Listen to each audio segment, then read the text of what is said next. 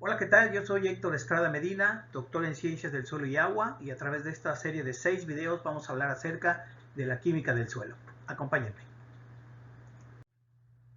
En esta primera presentación vamos a ver brevemente qué es la química del suelo, su historia y su importancia.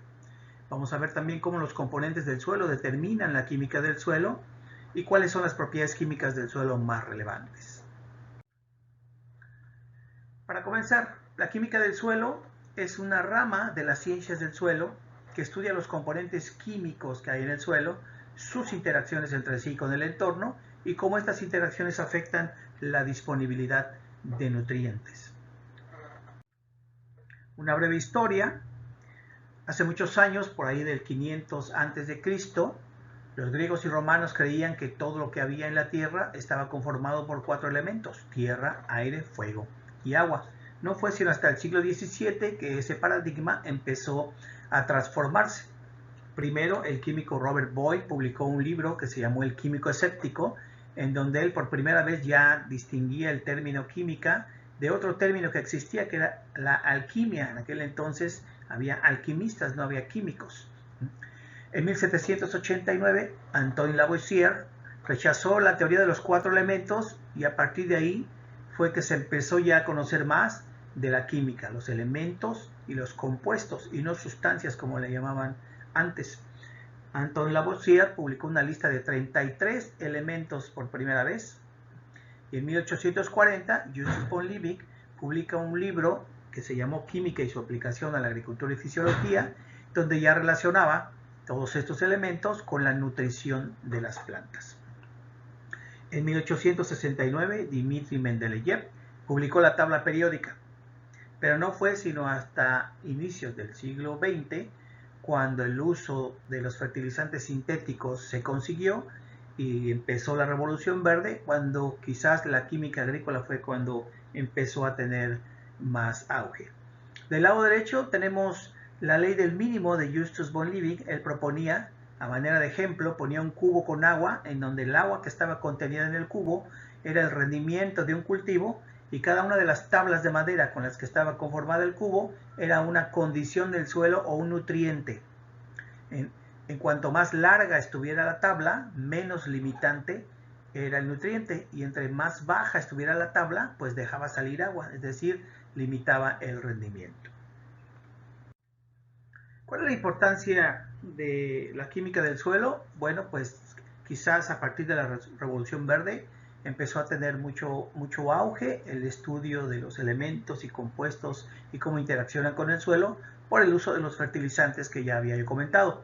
En esta gráfica que tenemos aquí se observa claramente que a través del tiempo la producción de maíz, en este caso, que es la línea verde, se fue incrementando a la par como se fue incrementando la población.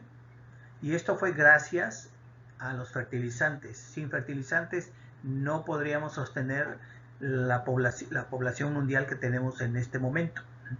Pero ¿qué pasa? Que conforme más hemos utilizado los fertilizantes, nos hemos dado cuenta que eso trae problemas, ¿no? Daños colaterales. ¿Cuáles son esos problemas? Bueno, pues contaminación de suelos, por ejemplo, y también degradación de tierras, desertificación, tierras que por muchos años han sido de cultivo por métodos convencionales, actualmente son tierras que están prácticamente irrecuperables, ni siquiera para darle lugar de nuevo al ecosistema natural. Ahora vamos a ver cómo los componentes del suelo determinan la química del suelo. En este diagrama yo muestro cuál es la composición de un suelo ideal agrícola. Debe tener aproximadamente 45% de minerales, 5% de materia orgánica, 25% de aire y 25% de agua. En la naturaleza, por supuesto, muchos de los suelos no cumplen con estas condiciones. Los suelos de humedal tienen mucha materia orgánica, mucha agua y menos partículas minerales y aire. En un desierto, los suelos tienen poca materia orgánica, mucho aire, poca agua, ¿no? Entonces, pues muchos suelos de manera natural no son propicios para la agricultura. Sin embargo, pues muchos de ellos son reconvertidos cambiándole sus propiedades y agregándole fertilizantes, ¿no? Bueno, vamos a ver cada uno de estos componentes. El componente mineralógico, pues es el que viene de las rocas, ¿no? Las rocas se convierten en minerales y esos minerales forman partículas de suelo después. En estos minerales están todos los elementos que va a haber en el suelo y los cuales van a estar reaccionando. Entonces, el origen de la roca o el origen del material parental del suelo es muy importante porque va a determinar qué tipos de elementos va a haber ahí, qué tipos de compuestos y qué reacciones se van a estar llevando a cabo. La materia orgánica está muy ligada a lo que son organismos, sobre todo microorganismos, que sabemos que ahí participan mucho en la descomposición, pero los microorganismos también participan mucho en el intemperismo de los minerales y en la catalización de muchas reacciones que ocurren ahí. Entonces, también por eso es importante el contenido de materia orgánica, el tipo de materia orgánica, porque de eso dependerá la microbiota que vamos a tener ahí. Y en el caso del aire y del agua, pues lo que nos determina este equilibrio es si va a haber condiciones oxidantes o reductivas. Si yo tengo mucha agua, tengo un suelo anegado, voy a tener condiciones anaeróbicas. Si tengo un suelo muy aireado con poca agua, voy a tener condiciones aeróbicas. Y estas dos rutas nos van a llevar a reacciones completamente diferentes. Y todo eso es parte de lo que estudia la química de suelos. Bueno, hablemos de minerales primarios.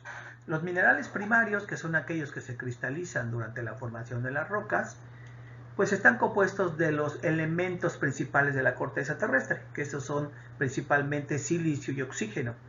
De ahí que esos minerales, cuando pasan al suelo, pues los conocemos como silicatos, porque muchos de ellos son ricos en silicio y oxígeno. Del lado izquierdo hay una lista de ellos: cuarzo, moscovita, microclina, ortoclasa, biotita, etc. Los minerales primarios, decía yo, vienen de las rocas y vamos a recordar rápidamente los tres tipos de rocas que tenemos: rocas sedimentarias, rocas ígneas y rocas metamórficas. Todo comienza en las rocas ígneas, que son las que se forman cuando el magma o la lava se enfrían. El magma es el material que está incandescente dentro del volcán y la lava es ese magma que sale al exterior y se va enfriando. Las rocas sedimentarias se forman por acumulación y consolidación de sedimentos, de ahí que cuando vemos una roca sedimentaria, normalmente una característica es que tiene una especie de capas. Y las rocas metamórficas pueden ser rocas ígneas o sedimentarias que se han transformado por condiciones extremas de presión o de temperatura. En la figura que tenemos del lado derecho, vemos a las rocas ígneas en la parte inferior izquierda, y las rocas ígneas se pueden transformar o en rocas metamórficas o en rocas sedimentarias. Las rocas sedimentarias se pueden transformar en rocas metamórficas y las rocas metamórficas se pueden transformar en rocas sedimentarias. Y cualquiera de las tres pueden regresar al interior de la Tierra para volverse a convertir en rocas ígneas. En esta tabla muestro las rocas más abundantes de la corteza terrestre: granito, basalto, esquisto, arenisca y la roca caliza. Como ustedes pueden ver, las primeras cuatro son ricas en óxidos de silicio, son ígneas o metamórficas, pero la caliza es una roca que no tiene origen ígneo y por lo tanto el contenido de óxido de silicio es muy bajo, de hecho es prácticamente nulo. Aquí tenemos las fotografías de estas rocas: el granito arriba a la izquierda y a la derecha basalto, abajo a la izquierda esquisto, a la derecha arenisca y hasta abajo a la izquierda caliza. Si ustedes desean ver cuál es la distribución de este tipo de rocas en México, les recomiendo ver el mapa geológico de México producido por la UNAM en el enlace que está aquí abajo. Bueno, de los minerales primarios se derivan los minerales secundarios. Y los minerales secundarios pues van perdiendo ese oxígeno y ese silicio, sobre todo el silicio. Y aquí entonces ya vamos a encontrar otro tipo de minerales que no son silicatos, aunque sigue habiendo silicatos como la caulenita, la esmectita o la clorita.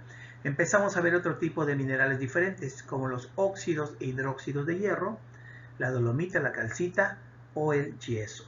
Entonces muchos de estos minerales ya tienen muy pocos nutrientes para las plantas. Vamos a hablar un poco acerca de la estabilidad de los minerales al intemperismo. Esto es importante porque un mineral que es muy estable pues reacciona menos que un mineral que es menos estable. Y eso tiene que ver pues con la dureza de las rocas y de los minerales que se van formando durante el intemperismo. Del lado izquierdo tenemos una lista de minerales del tamaño de las arenas y de los limos. Tenemos a los minerales máficos y a los minerales félsicos. Los minerales máficos son los minerales que son bajos en contenido de silicio y los minerales félsicos son los minerales que son ricos en contenido de silicio. Los minerales con mayor contenido de silicio suelen ser más duros, menos intemperizables. El incremento de estabilidad está marcado con la flecha del lado izquierdo que va hacia abajo, indicando un incremento en la estabilidad. Eso quiere decir que un mineral, como el olivino, es mucho más fácilmente intemperizable que un mineral como la biotita. Y en la segunda lista, una plagioclasa de calcio es mucho más fácil intemperizable que un feldespato. Y del lado derecho tenemos minerales del tamaño de las arcillas. Y el número, que va del 1 al 15, determina su estabilidad. Es menos estable la halita y el yeso que la calcita, la dolomita y la patita. Y hasta el número 15 tenemos minerales como la anastasia, la titanita, el rutilo, la ilmenita, que son los más estables al intemperismo. Y esto les decía es muy importante porque entre más fácil se puede intemperizar un mineral, más reacciones pueden suceder en relación a sus elementos y compuestos que contiene. Finalmente vamos a ver cuáles son las propiedades químicas del suelo que son relevantes y cada uno de estos los vamos a revisar en un video adicional más adelante. La primera propiedad es el pH, que nos dice si un suelo es ácido o alcalino, y esto es muy importante porque eso determina la disponibilidad de los nutrientes para las plantas en el suelo.